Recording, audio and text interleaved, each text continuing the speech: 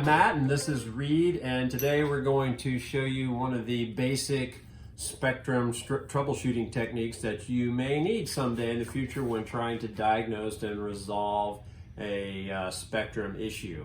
Really, there are two main components to spectrum that can go wrong, and they'll present themselves in different ways, like maybe the arm stopped moving or there's some other functionality problem with spectrum.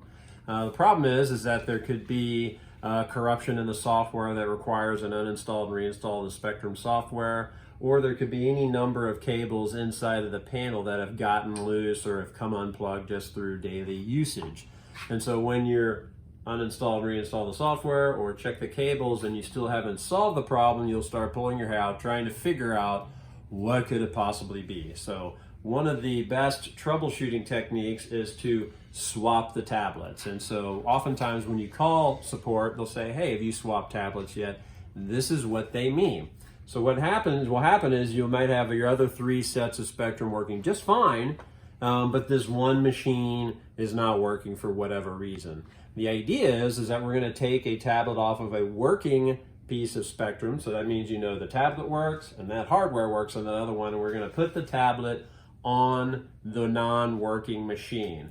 If we're able to take that tablet, put it on the machine, and then everything works just fine, that means there's something wrong with the tablet. So there could be any number of things that could go wrong with the tablet, and then but it targets the troubleshooting and usually makes it a lot easier and a lot quicker to resolve your problem.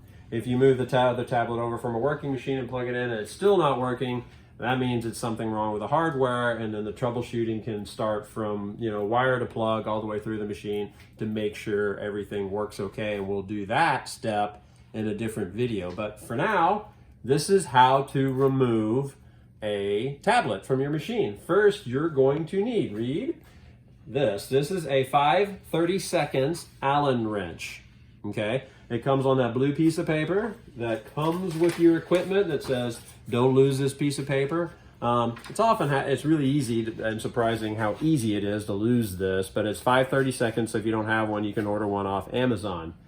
The first 30 sets of Spectrum that ship, they have a secure hex nut on the back, which means you need a very specialized 5/32 wrench that has this hole in it that will enable you to go over that hole and fit it down to remove that screw. These are the secure ones here, I think. That's what you're gonna need. Though those aren't the secure ones, but it's 5/32 secure either way or not. Reed, go ahead and take it away. I'm gonna have him walk you through how to remove these screws and then shimmy the wires out from the device so that you can then bring in another tablet. Reed. Hey guys, so again, you can use a 5/32 Allen wrench, or if you want to buy a bigger one that you're more comfortable with using, either one works as long as it's 5/32. So a bigger one with like a handle. Yeah. Okay. So first thing you want to do is unplug everything on the right side. So let's unplug here, unplug your power, and we're just basically just moving these out of the way. Hey, one other troubleshooting technique I want to point out why Reed's doing that is often unplugging and replugging those USBs he just did right there can resolve the problem. It resets the drivers and sometimes they get loose. So before you get too far in the troubleshooting, you always want to try that step. And next, always make sure you have a good hand on your bracket, whether it's down here or above. Just make sure you got a good hand. Start loosening your bolts.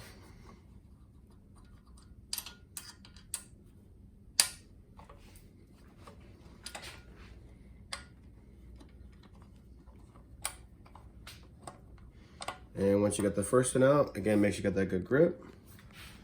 And then go to your next bolt.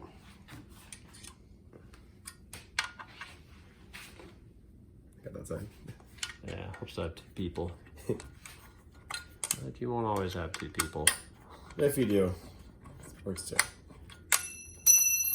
Alrighty. Okay. So once you have that, again, make sure you got that good grip. So next thing you're gonna do is this top part here, it's kind of loose, you can pull it right out. Comes right just like this, set that down. Next, you're gonna wanna make sure your hands just on the top of your tablet, just to make sure it doesn't fall out or anything like that. There is a piece of Velcro or double-sided tape that does hold it, but just in case. So you're gonna wanna kind of pull these wires through. There is a hole right here. So one hand on your tablet, and then just start pulling each of these wires one at a time. Save the power one for last. Yeah, save the power for last. That's the bigger one. And the power one has a thicker section. You start to kind of push it through there, and then pull until you get it all the way through. Just like so. All right. And that's how you take the tablet off. Now, to test it, to find out just what's going wrong, and you want to get you're going to do the same thing on one of the other working sets of Spektrum. Just take that tablet. You don't really need to have to hook it up. You can literally just hold it there and then plug everything into the other tablet, power it up, turn it on, and then see if Spektrum works. If it works, then you know it's a tablet issue, and the support team will engage in troubleshooting all the things that could be wrong with the tablet to make sure everything's okay. When you're finished, then it's just simply a matter of running the wires back through this hole, and then connecting it up like we did, just the reverse of what we just did, and then you're done. One other caveat, sometimes these wires, if you get it too far up in there, will slip down into the neck of your core or postural or any of these other ones, and then your day suddenly becomes a lot longer trying to fish a wire out of the bottom of the machine. We can also walk you through that at support. It's just a lot of effort you're not going to want to be engaged in, so be careful with that. Sometimes helps to put a piece of tape there just to make sure that wire doesn't sneak back down the neck of the machine. Anything else? We got it all? That's it. All right, thanks. Hope you enjoyed this tip. Appreciate it, and we'll talk to you later.